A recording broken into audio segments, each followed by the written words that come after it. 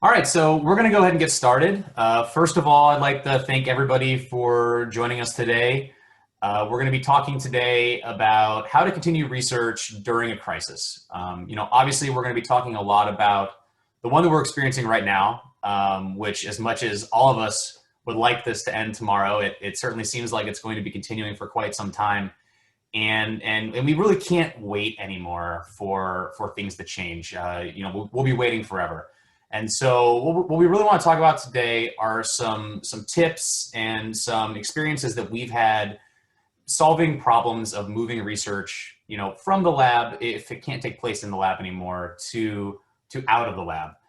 Some success stories that we've had there, and some ways that you might be able to use equipment that you already have, or leverage new technologies to allow you to do that better.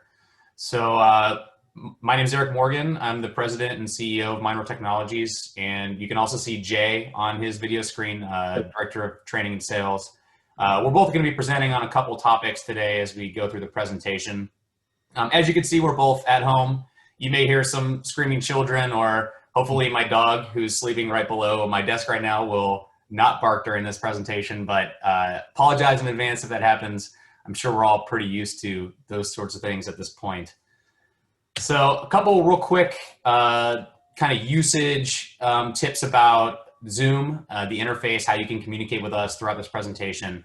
There is a chat window that you can open, and you can ask any questions throughout the presentation that come up. We do have everyone muted. You can show your videos if you'd like, but you don't have to. And really, that just helps to control the flow of the conversation a bit. But we will be addressing each and every question that you ask through that chat log at the end of the presentation. And so feel free to chat any questions to the entire group, or you can send questions directly to Jay or myself. We'll be adding them to a list, and then we'll get to them at the end. And additionally, those don't have to just be questions about the presentation or the subject matter itself. If you're having any issues with audio or video, things like that, we can definitely help you with that as well. And the other thing I'll mention here is we will be able to provide a recording of this webinar after it's completed. So, don't feel like you need to frantically be jotting down notes or anything like that. You'll be able to view this again after the conversation's done. And lastly, we will be sending out a follow-up email after this presentation concludes with a link for a survey.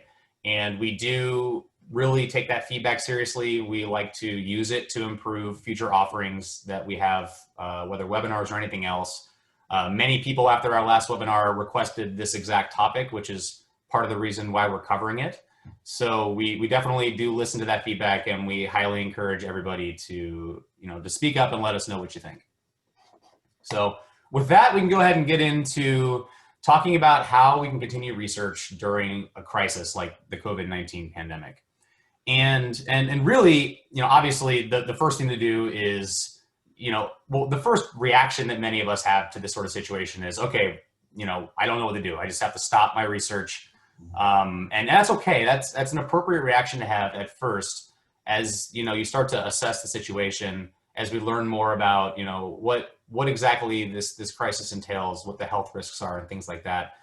But a few months removed from that, or a few weeks removed from that, it's really time to start thinking about, okay, what are the components of my research? What are the different things that I'm trying to accomplish? And maybe I can't do them exactly the same way that I was doing them a month ago or 8 months ago at this point.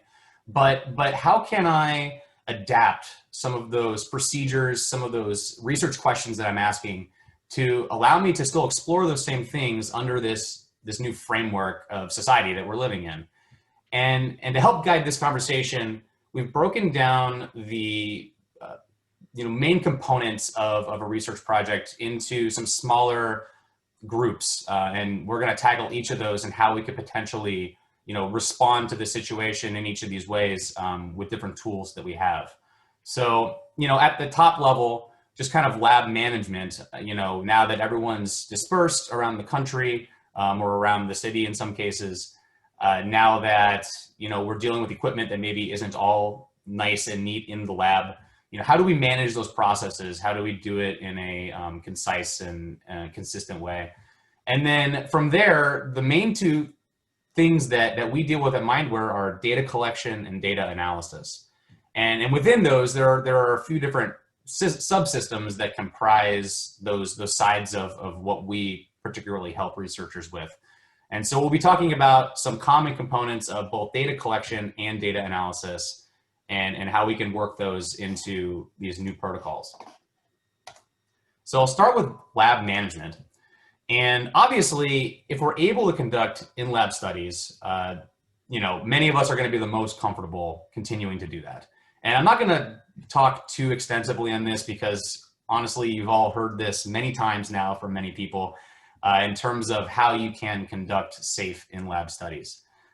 Much of this is unfortunately not going to be up to you necessarily. It's probably going to be up to the university or institution that you're conducting research with. And so your hands may be tied a bit with regards to whether you can even pursue this particular avenue. But if you are able to conduct in-lab studies, which would be great, and some people are certainly doing that, obviously the most important thing to do is, well, safety is first in this particular situation. And you want to make sure that the people that are running your study in your lab, your graduate students, your RAs, that they're equipped with the necessary protective equipment to feel safe when they're working with subjects. And the same goes for the subjects. You should be providing those same types of personal protective equipment to your subjects when they're coming in. And even when it comes to subject recruitment and things like that, letting them know ahead of time, hey, these are the steps that we're taking to proactively make sure that this is going to be a safe visit for everyone involved. Just that simple communication step can really help people feel more comfortable coming in and participating in your study. And all of the standard, reopening guidelines that are out there for businesses would apply for your lab. And in general, also, we always talk about being prepared for your visits, even not during a pandemic. So having your leads out, having them already attached to your sensors, if you're collecting ECG or impedance cardiography, showing that that sign of organization, and it can kind of go a long way as well in making the subject comfortable when they arrive, just seeing that it's really being run well during the situation.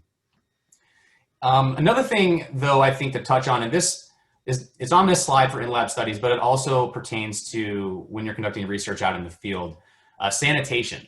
So now more than ever, people are concerned about making sure that their devices, if they're being used by participants, that they are properly sanitized and sterilized prior to using that same device with the next participant.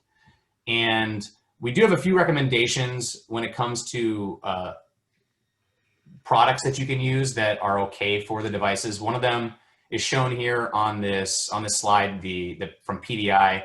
These used to be really difficult to obtain back when the pandemic started, but now supply has somewhat normalized with demand, so you can get these a lot easier. And these particular standing cloths won't damage the equipment. There are some super strength germ killing sanitation products that will affect the plastics on some of your leads. They'll affect the plastics on the mobile. You certainly don't want to get any, if they're really wet cloths, you don't want to get any of that moisture inside the connectors or anything like that. Make sure they're fully dry. Some we've experienced leave like a sticky residue on the product. So definitely would encourage you, if you're planning on using any other products than this, that you reach out to us and let us know what you're thinking so that we can let you know, yeah, this should work okay, or no, you really probably shouldn't use it for this reason. But we're always here if you want to ask those questions. And additionally, something that some of our researchers take advantage of, but not everyone, is the use of gloves when applying sensors to the subjects. Now, in some cases, you're just going to want the subject to apply the sensors themselves. But if you do want to still maintain that control and apply the sensors to the subjects, wearing gloves is just going to add that additional layer of comfort for them, seeing that you're taking all the necessary precautions to keep them safe. And we sell these sort of things on our web store if that's something you're interested in. You can always get them on Amazon as well. So, okay, in-lab studies, maybe, maybe soon, hopefully really soon. But at this point, a lot of us are really looking at how can we accomplish the same research, but outside of the lab. Maybe in the subject's home or in another location where social distancing is more easily adhered to. And there's a lot of considerations to think about when we're considering doing this. And it really depends on your research question, on the set of equipment that you need to use to answer those questions correctly, and how much involvement you can have versus how much you're expecting the participants to do themselves. And so there are a couple ways that we've seen people go with this in terms of when they take their equipment out of the lab. One would be where you take the equipment out of the lab, but you yourself are still present, or your RA or whoever is running the experiment is still present while the equipment's being used and while the protocol is being run. And we're going to refer to that as an in-person setup. And then on the other side of the spectrum, we have people who, for whatever reason, either they aren't comfortable or they aren't able to get approval for being there with the equipment and with the participant. We have fully remote setups taking place. So the subjects are being informed about the equipment through a guide or through interaction over Zoom or over the phone. And then the entirety of the study takes place sort of on their own without the supervision of the experimenter. And obviously there are pros and cons about doing each of these. So when it comes to an in-person setup, obviously we have more control. So it's almost like we're taking the in-lab study that we were running and we're just transplanting it into another location. And so we can control things like sensor placement and proper data collection. And if we're using audio video, where the camera is placed exactly, any technical difficulties, we can address them, right in person. So there's a lot less complexity and a lot lower barrier of entry for the participant. And, many times participants aren't technical people, sometimes you get lucky, but, they're not going to certainly be familiar with some of the technologies that we're going to be deploying. So this really gives us an opportunity to more closely replicate the exact scenario that we experience in the lab. But of course, the challenges here are this is not always possible. You have to get permission from the participant to enter their home and conduct the study there. You're also opening yourself to an environment that, they may not be following the social distance protocols and the things that have been recommended to us by the government. And so there is that added risk of exposure, and not a lot of people are going to be comfortable with that. So definitely something to consider when you're considering doing this. Some just general tips on how to do this well. You want to maybe keep your time in there as little as possible. So keeping your equipment organized when you take it there, only taking what's necessary so that setup is really easy, teardown is really easy, and the bulk of your time is just however long your protocol takes. And again, kind of the same idea as before, making sure that you clearly outline with the participants what they're going to be expecting. It's going to go a long way in keeping everyone comfortable with the situation. Now, something that we've seen a little more frequently is the remote setup approach. So this obviously allows for us to maintain social distance and safety, much better. And there's a lot fewer regulations, a lot less hoops to jump through in terms of getting approval to enter these participants' homes. And what a lot of people are doing is simply driving the equipment to the person's house and dropping it off on their doorstep.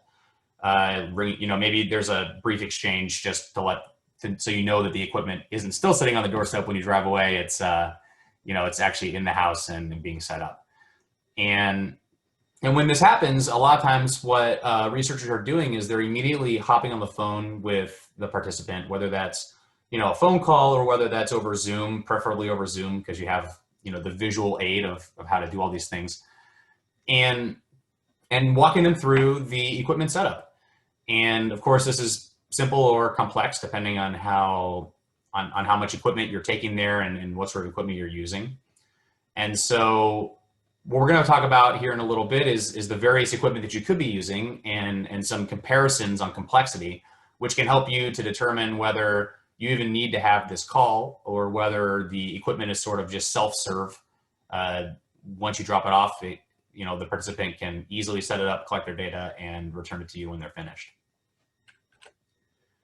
And so when you're doing this, obviously, like I mentioned, the idea of balancing the ease of setup with the validity of your measures is super important, because you obviously don't want to compromise the validity of your study by making it super easy. You need to make sure you're still answering your questions, but there definitely needs to be a consideration in terms of, if this is too complicated for someone to set up, are they even, am I going to get good data regardless?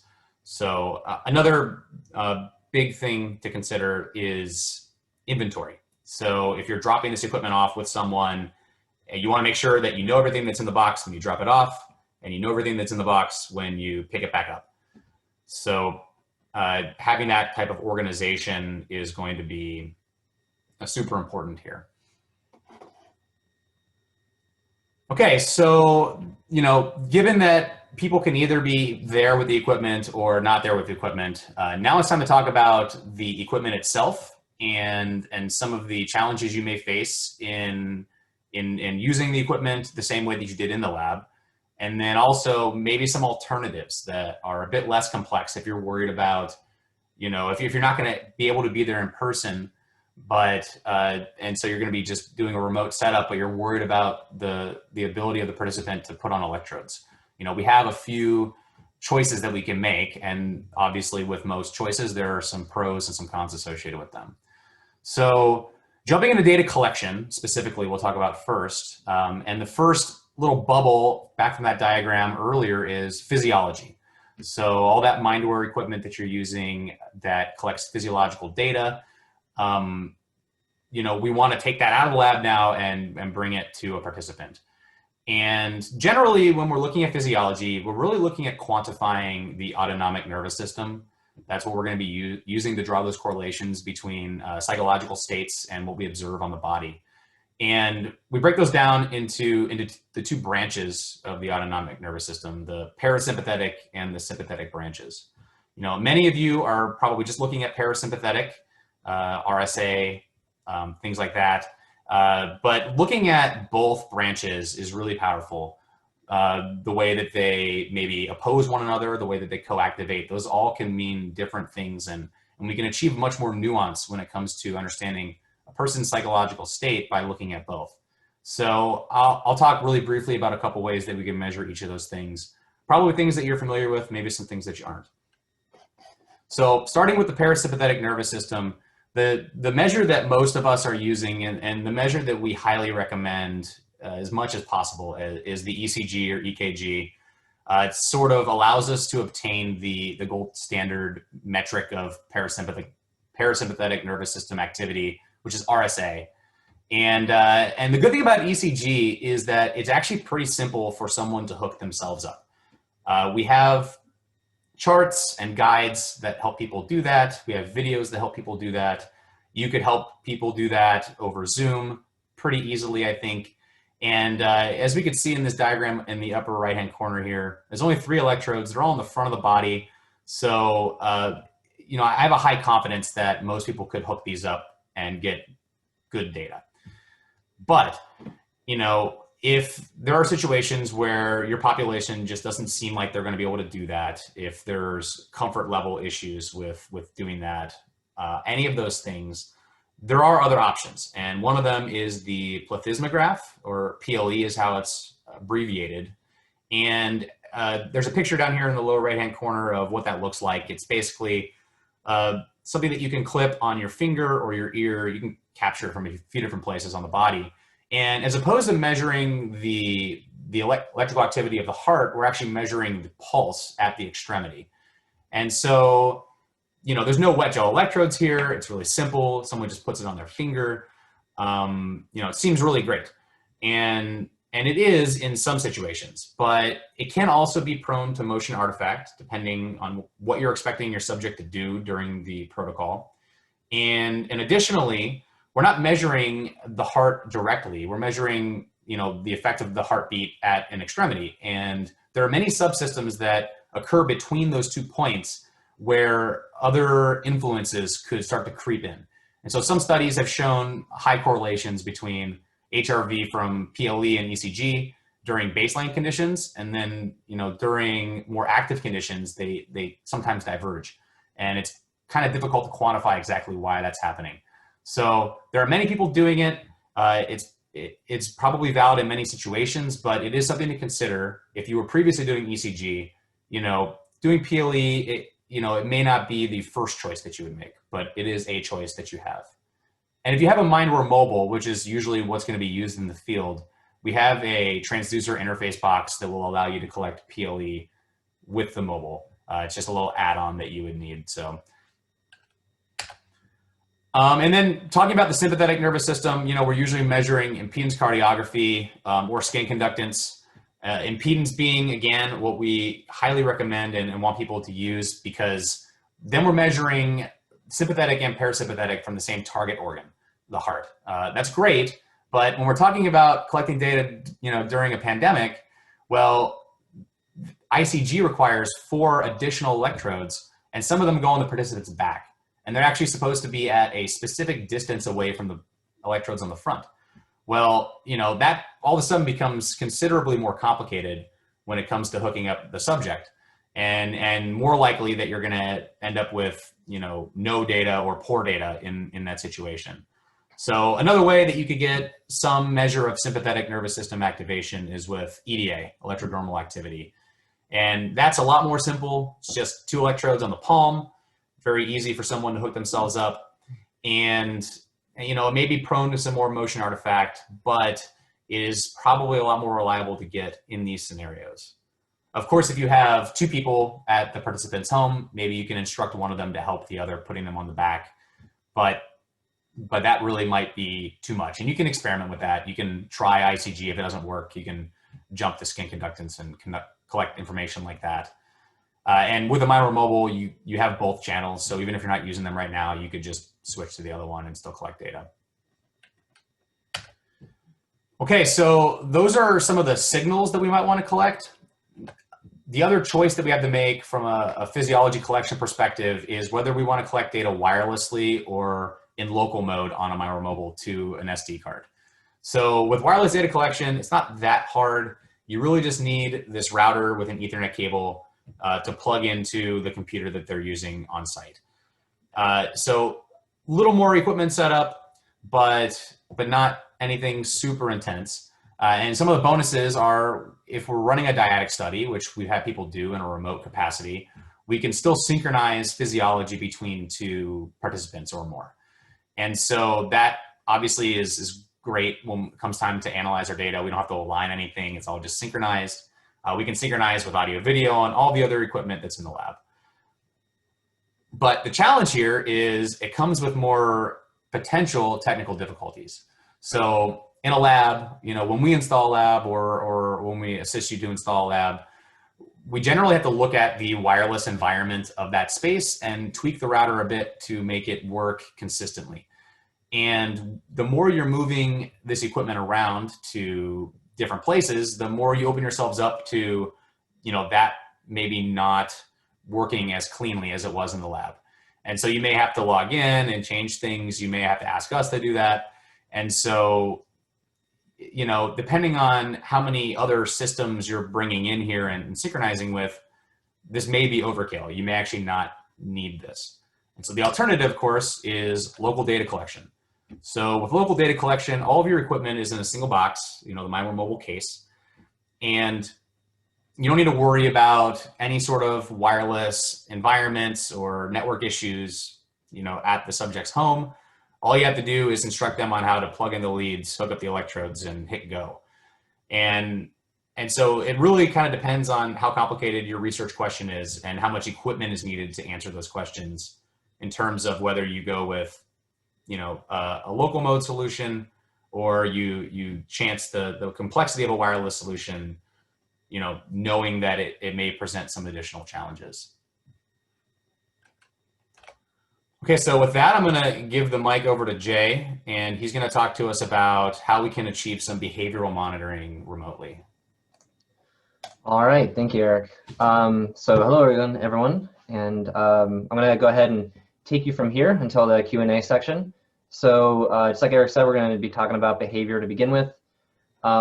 So yeah, once again, we have the Zoom recording here.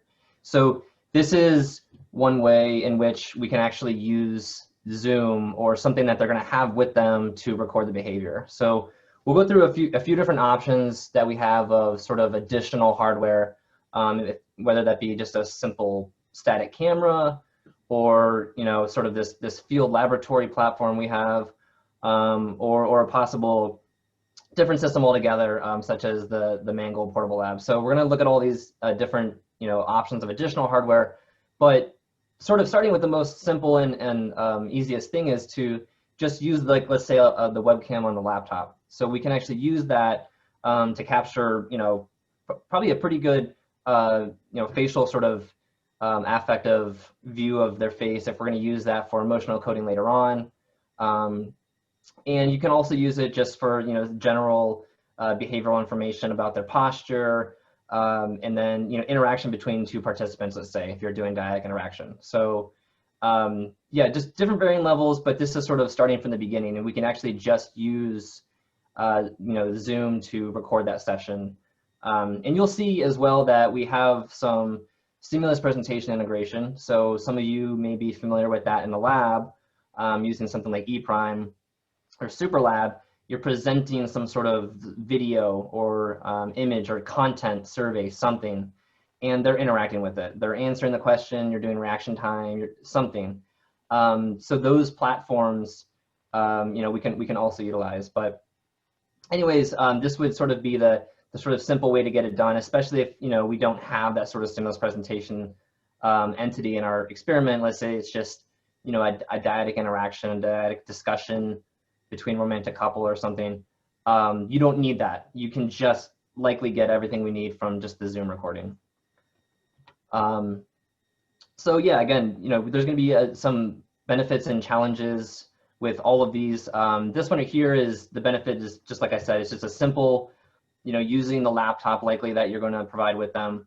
And even if we're going to record in local mode, it doesn't necessarily mean that just because we're Zooming, we have to go in Wi-Fi mode. There's other things we can do to get synchronization points. So, there's the sort of more complex we get, the more accurate of, synchronization between, let's say, the stimulus presentation, the Zoom, the physiology, the audio video. But in a lot of instances, we don't need sort of millisecond precision with this. If we can get an idea of when something occurs. So let's say we start recording on Zoom, they have the physiology on, it's in local mode, keeping it simple, right? And they touch their sensor, let's just say on their right clavicle, that's visible in Zoom. Well, now we have a point that we can actually go back and look at the sort of latency or difference between the two sources, and we can find that offset, we can apply that offset in the Mindware analysis application, and then you can have, sub-second sort of synchronicity between those things. So just a sort of option that you may have with the sort of simplest solution. Beyond that, we're going to have, the next sort of step up is going to be utilizing just a simple sort of static camera. So as you can see here on this image on the right, we have this white camera. You really should think of it like a webcam, where it doesn't move, you don't have any zooming capabilities, but it is full 1080p HD video. You have audio recording right there.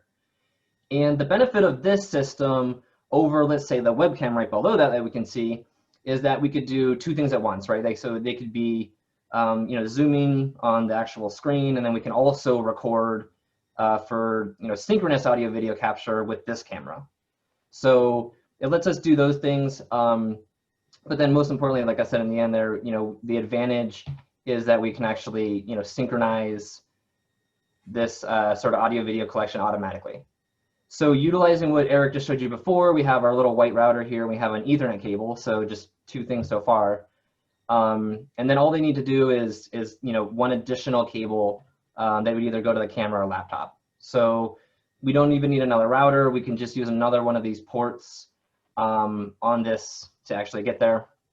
We can also wirelessly connect systems, but usually it's recommended for just stability's sake, we always plug something in. So lot of flexibility here. It's easy. It's on a tripod. This is actually kind of like a selfie stick thing. It's really easy to work. And they could set it up within, a couple minutes. One of the, sort of challenges or possible disadvantage here is just that we only have that one single angle.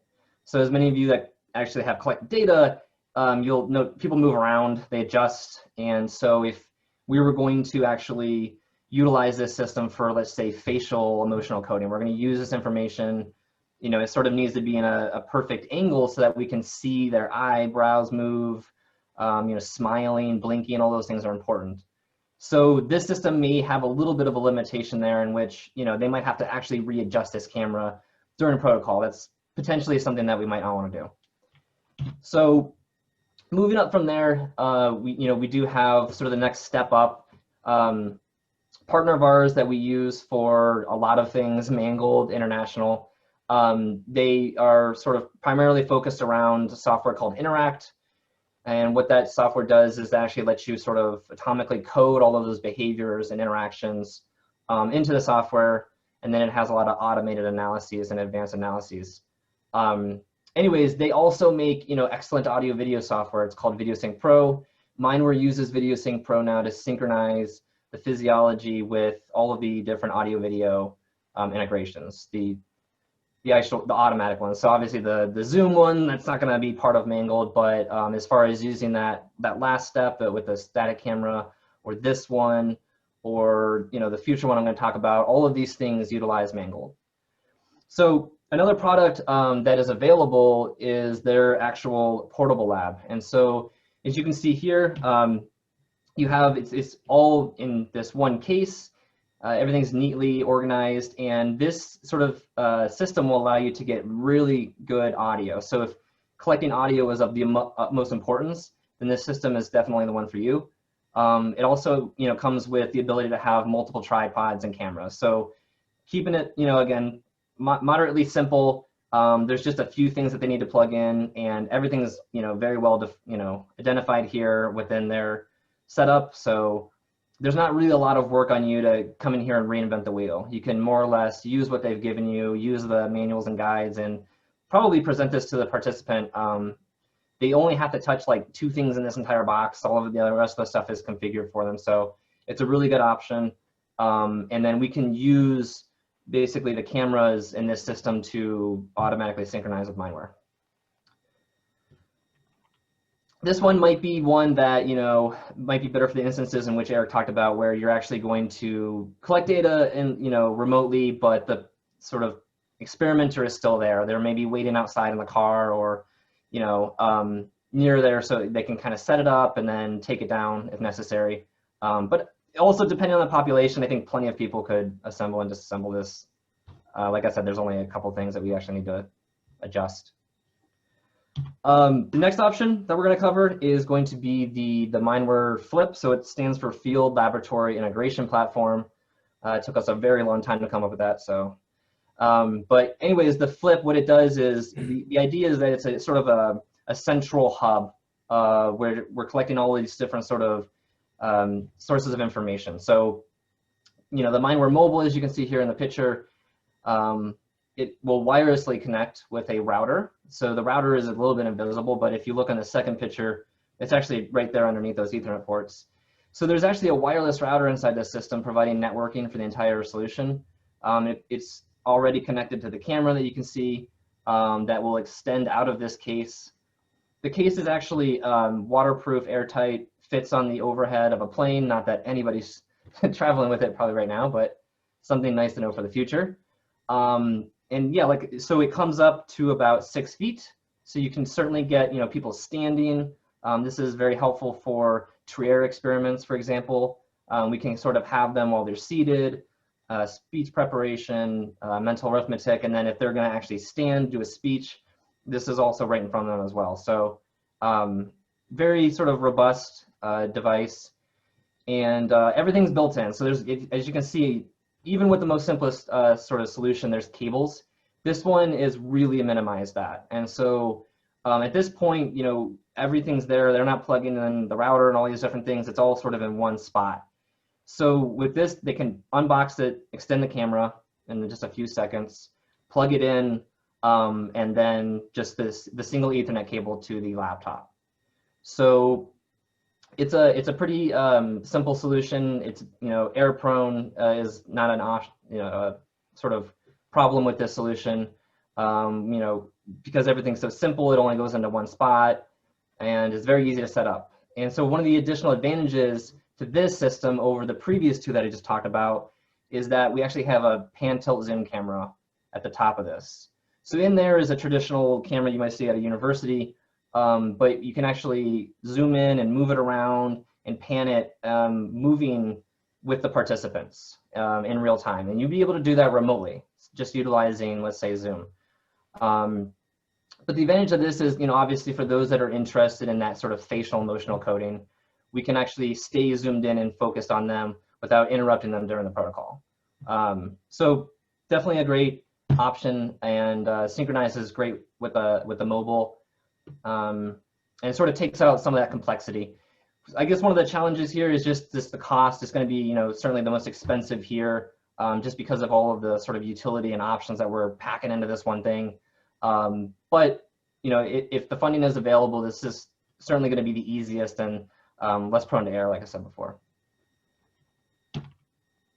Okay, so next thing we're going to talk about is not just the audio video collection and networking, but sort of the other things that you might be doing. So stimulus presentation, that's a very common entity with Mindware, and synchronizing, like I said before, those sort of videos or images you might be presenting to them, and you want that synchronized with the physiology. You know, we're going to define an area of interest from the presentation.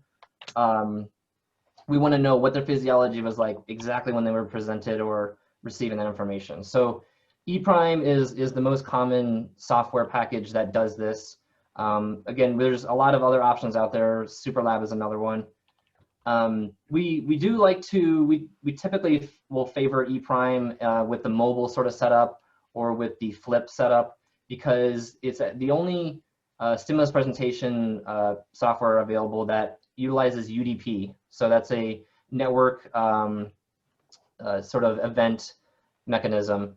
And so all of the events, let's say it's the start of baseline and the end of baseline and the start of the first condition, all those things we want to define exactly when they happened.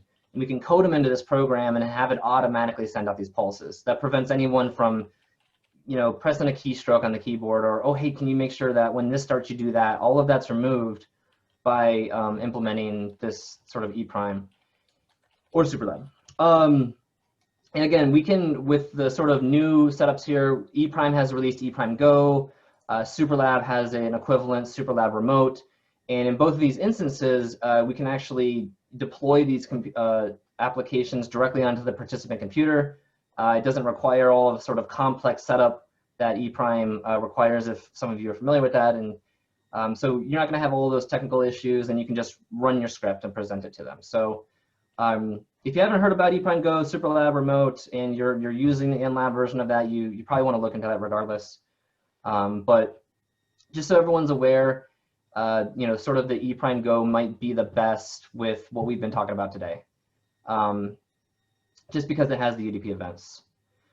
And then finally, with the stimulus presentation, like, what should we use? What's the easiest device that, you know, the participants are interfacing with? We found, you know, laptops certainly work. That, you know, that's standard. We don't have to worry about, you know, a keyboard that attaches or deattaches. It's just there. But the Microsoft Surface Pro is also a very good option, as it's a tablet. It runs a full version of Windows, so all of the Mindware applications work on there. We've deployed this solution a couple of times now without issue. And these seem to be a sort of crowd favorite, just because it's so simple to handle a tablet. And again, it's Windows. It's a full version of Windows, so if they can use it on a laptop, they can definitely interface it there. So just another option.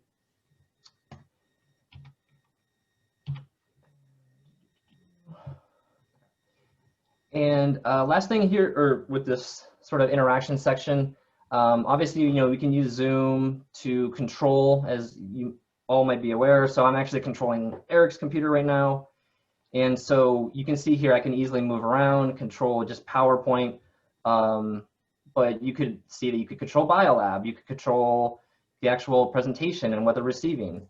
So tons of advantages there with using Zoom, and it's very easy. Probably a lot of participants have used Zoom already if they're working remotely as well. So the advantage of doing this over Zoom and doing this live, I mean, Eric's gone over this a few times, but really all that complexity is removed by just having them get the sort of laptop on the internet. With the groups we've worked with so far, that's really simple in most cases. We have people that have implemented hotspots, so they're actually not wanting to deal with any sort of support of, do you remember your Wi-Fi password or something like that, or do you have Wi-Fi? Some participant pools, not everyone even has internet at their house, and so actually providing a hotspot that would just synchronize with the Mindware router, everything's online, is actually not that complex of a step. And a lot of universities will even allow the subscriptions with the wireless carriers. That hasn't seemed to be a problem. And certainly, if you are advantaged enough to be sort of in a major city that is already deploying 5G, that makes things even easier. This, hyper fast sort of data transmission speeds. Sort of availability outside of major cities isn't quite there, but even 4G we've had a lot of success with and minimal issues. So just a couple ideas there. It's really just kind of either getting them to get the solution, just putting their Wi-Fi password into the laptop that you provide, or just providing everything. And then basically all they gotta do is plug it in, and from there you could take control and really replicate what you did in a lab. Screen record, obviously you can do that here. We're doing that. And then an additional option is TeamViewer. So TeamViewer is good, and you certainly will have to get used to it. But what it allows us to do is actually set up these computers as, this is our computer. And with that advantage, if you were to drop that off to them, you don't even have to have them wake it up or from sleep mode. Zoom will actually allow you to do all of that automatically. So all they have to do is, kind of just plug it in and tell you when they're there, and you can control it, wake the computer up, start Biolab, interface Zoom with them. All of that kind of stuff is with TeamViewer. So it certainly provides some advantages, in that ease on the participant side. Whereas, Zoom is pretty easy. You just click on a link, but you have to ask for control, right? And they have to say yes. So if even that sort of step of asking them questions and things like that is not what you want to do, then maybe TeamViewer, by itself or in addition to Zoom is for you. So you can just completely take control. You don't ever have to ask them to do anything. Awesome. So last thing here is something brand new that we're actually going to deploy to everyone here, first time ever. So you can feel special about it. But sort of, we building this webinar, we were like, okay, here's all these ideas, and maybe individually people have come up with these things, but what is something that we can provide that's unique, that would actually make this an actual step that could be taken, not just a theoretical idea. So that sort of solution that we came up with is this, it's called a remote study support plan. So with this, it's going to be customized. This is a brand new thing that we're doing, but basically it's a mechanism in which we can take all of that potential support off of your sort of students and your experimenters, and we have sort of representatives standing by. We can schedule times just like we see here. Working with each group, we'll know exactly when they're going to be there. We know when it's going to get delivered, and that's a pretty simple step to make sure someone's available here. To have that first line of support. They have a problem with it, they call Mindware, we take care of it, we let you know when everything's up and running, and we hand it off to you without any sort of issue. So that's just a new sort of service that we're going to provide, not just to everybody in this webinar, but to everyone that wants to take sort of advantage of collecting data remotely and the support plan in general. It is a paid service, and that varies depending on sort of what level of support you might need. But more or less, we're going to be here for, to do whatever necessary to make that happen. So yeah, we can certainly consult with, somebody at Mindware if you're interested in this, and we can talk about exactly what that might cost for you or how many people might be necessary to support your lab. But we'll certainly identify all of that stuff over individual consultations. So certainly something that's going to be helpful for you all if you can take advantage of this. Not that this is necessary, certainly outlining those simpler steps that Eric and I have covered. I think anybody could do that. But if you didn't have the time, didn't have the expertise, the technical knowledge, or you just wanted to outflow it onto Mindware, then we have this plan.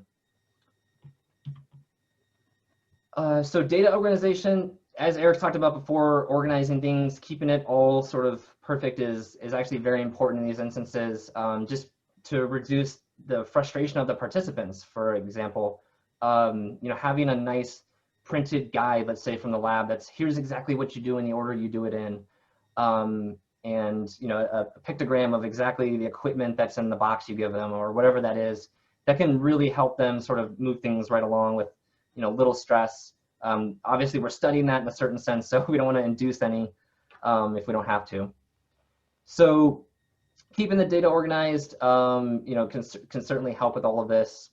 And then finally, how do what is the medium in which we're saving this? Box is by far, the most ubiquitous kind of file sharing online cloud storage service that people use with Mindware.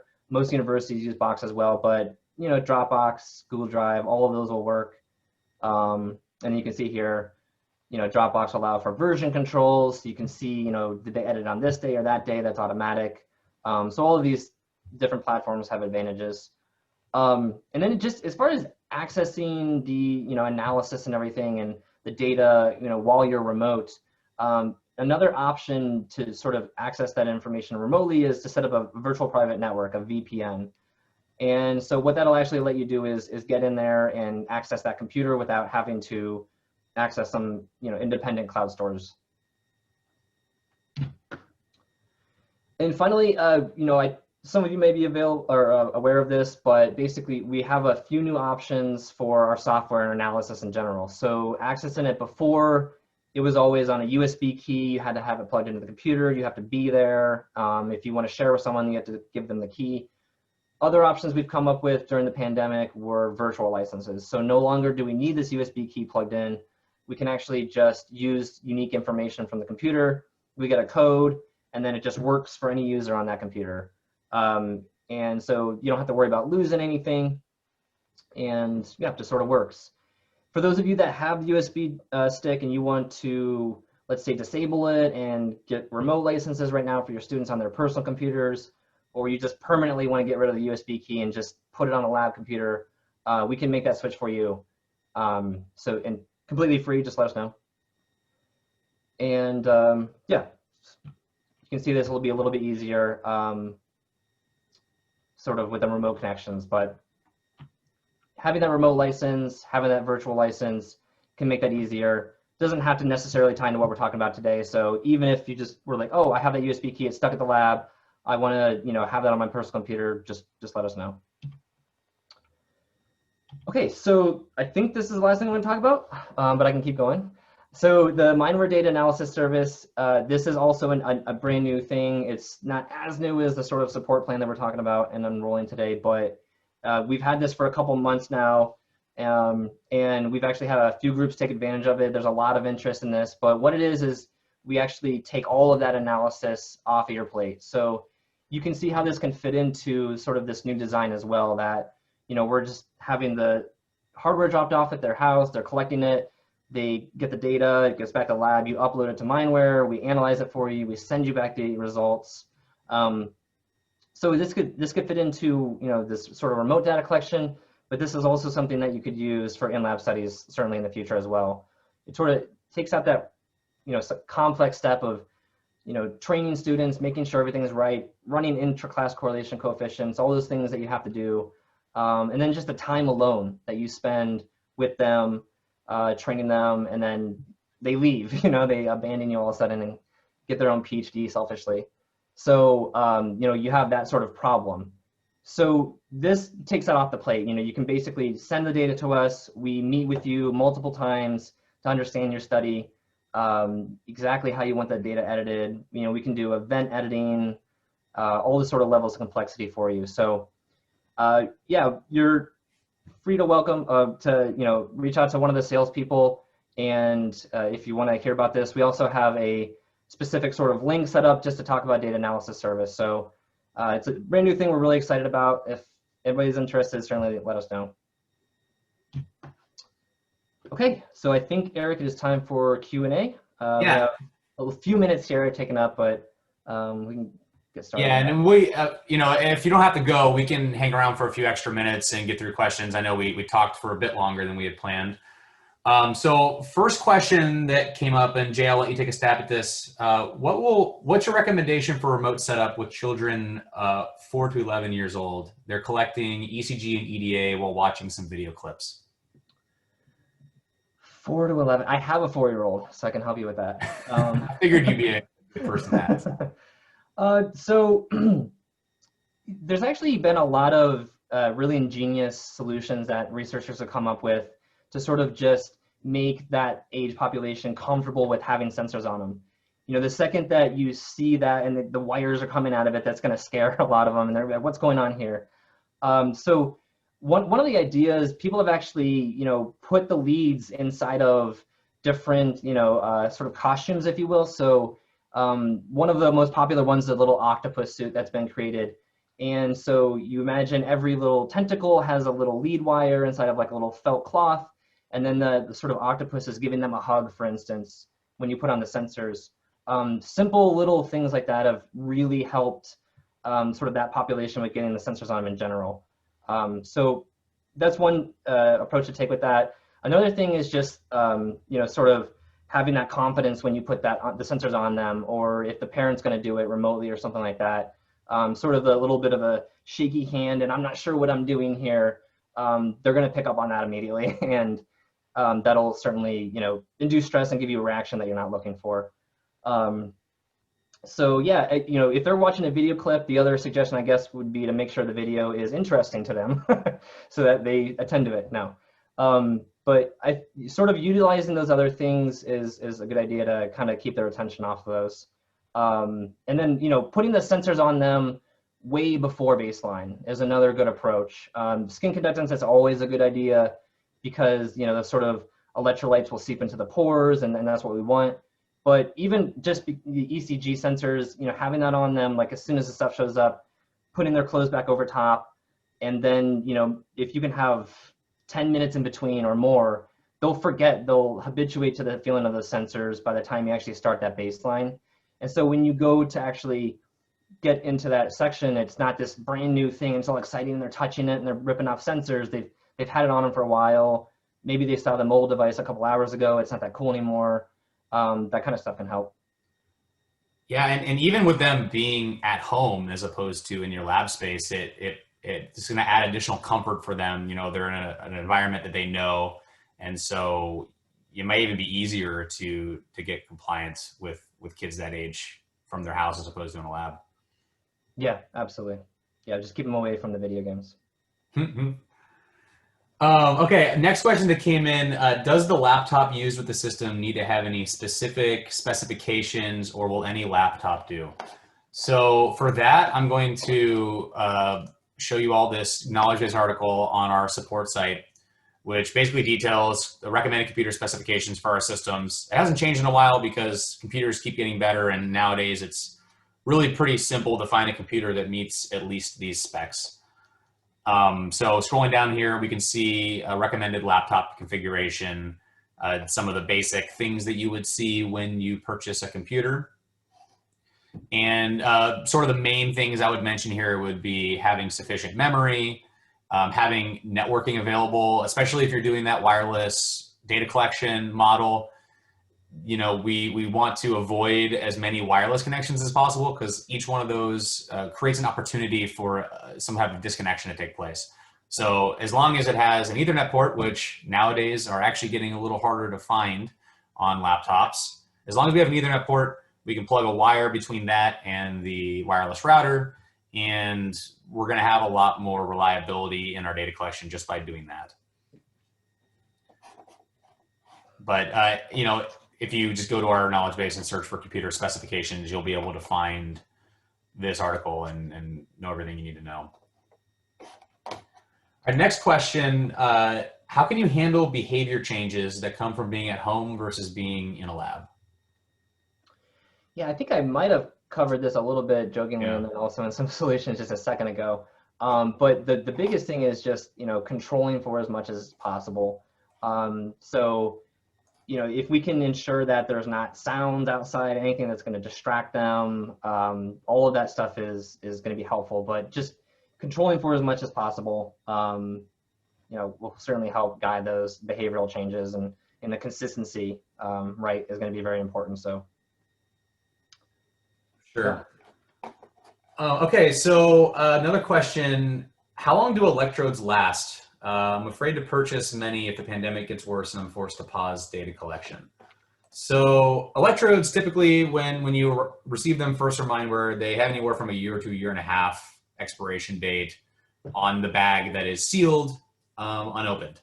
And that's really important to consider, because as soon as you open it up and break that seal, then the clock starts ticking a little faster in terms of when they could potentially dry out. And there are a number of things that we can consider when it comes to keeping them lasting longer. So storing them in a temperature stable environment, not a garage where things are going to get really cold or really hot.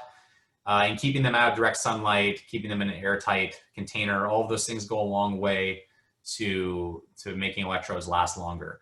But in our current environment, when things could shut down for a month on a moment's notice, that could have an impact on whether the sensors are still good at the end of that month, depending on how they're being stored.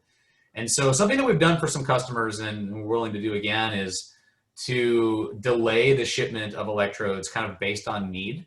So, if you have, a budget to spend, you have to spend it by a certain date, you need this many electrodes for your entire population. You just don't know exactly when that population is going to be available to you. We can throttle the shipments of electrodes to you in such a way that you only have as many on hand as you absolutely need. So the loss of electrodes is minimized in that situation. And the ones you get from us are always going to be fresh and going to have a long, shelf life at that point. So if that's something that concerns you, we have some ways to work around that, and you just have to let us know. All right, and it looks like we have one more question. What about watch-based sensors? So like other sensors that usually do PLE, but they're worn around the wrist. Jay, do you want to answer that one?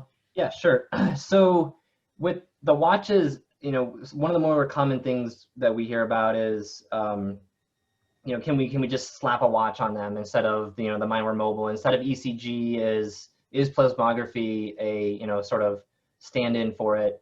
And Eric, did a really good job of identifying that in the beginning. Like it can be, but probably not. So that's the first step is, am I actually looking at the same thing? And so the answer is no there, not exactly. And then just the general setup in most of these watches is an issue. So what we use at Mindware is typically, wet gel electrodes or something that's going to adhere to them very well, such as like a Velcro strap that you saw with that image that Eric had earlier. Those things will help out a lot. With watches, if anybody has a smartwatch, especially, every time you adjust, that little light in there, that light emitting diode that's shining in, is perfusing the skin and it's looking for that oxygenation level. Every time they shift, every time that watch moves, it loses contact. And so if we're looking at a measure such as, high frequency heart rate variability, if that were of primary interest, we want to look at RSA. One of the rules of that in typical scenarios is we need at least 30 seconds of continuous data. So if there's any interruption in there, we need to discard that. And that's going to happen frequently with the watches every time they shift. So you can certainly, put one of these things on them and have them sort of sit statically still, and maybe that'll work for baseline, as Eric identified. But, sort of making, larger interpretations about that, direct modeling, those things are difficult with just using plasmography. But anyways, the sort of issue with just the watches or collecting the PLE data on a separate sort of simple device is just the quality, and then just being able to actually use the information. is going to be an issue, just because you're not going to always have contact with it. So yeah, there's definitely a lot of disadvantages to using that plasmography signal. But I certainly would, if you're going to do with it, I mean, I would go with Mindware. You know, we're going to properly collect that information, you know, via the strap on the finger. It's certainly still, you know, susceptible to movement artifact, but it's a lot better than just using a sort of cheaper watch to collect that information. They'll also typically do a lot of other things such as undersample the waveform. So, you know, one of the sort of minimum criteria is collecting things at a proper rate. If we undersample or oversample, that's an issue. And so a lot of those devices, to save on battery life, will just sample a lot less frequently than they should, and less frequently than would be acceptable for like publication purposes, basically. So if you're going to go that route, just pay a lot of attention to what is the actual information I'm collecting. Is that, you know, an equivalent? Is that analogous to what I was collecting before? How is this going to actually work? And then the last thing is, honestly, some of these watches and solutions will be a black box, which is a huge issue. So sort of data goes in and then they give you a result. So if we're thinking about ECG, we're collecting that plasmography signal, not ECG, but heart rate variability. And then they're just going to give you an IBI, an interbeat interval. So that's just the timing between those peaks that it finds. What's the peak detector they're using? How accurate is it? You know, those are things, those are answers you're never going to get, or questions you're never going to answer to. And so that's another issue, is that the sort of algorithms being played to automate those outputs are never fully given to us. So additional issue. Cool. Well, I think that's all the questions that have come in. Jay, do you have any on your end that came in? Nope, that's it. Okay, so we'll go ahead and wrap up because we ran a little over. So again, thank you everyone for attending. Hopefully you learned something you didn't already know, and have some ideas on ways that you can take your research and continue to conduct it in the field, or in the lab more safely and more effectively. If any questions come up after this, we are always available. You know, you can reach out to us via our support site or by any Mindware representatives that you already have contact information for, and we're happy to answer any questions and help you explore and determine ways that you can do this successfully. And again, we will be sending out that email with the survey. Please do let us know what you think. We really do care about those results. But otherwise, I hope everyone stays safe, and we'll talk to you soon.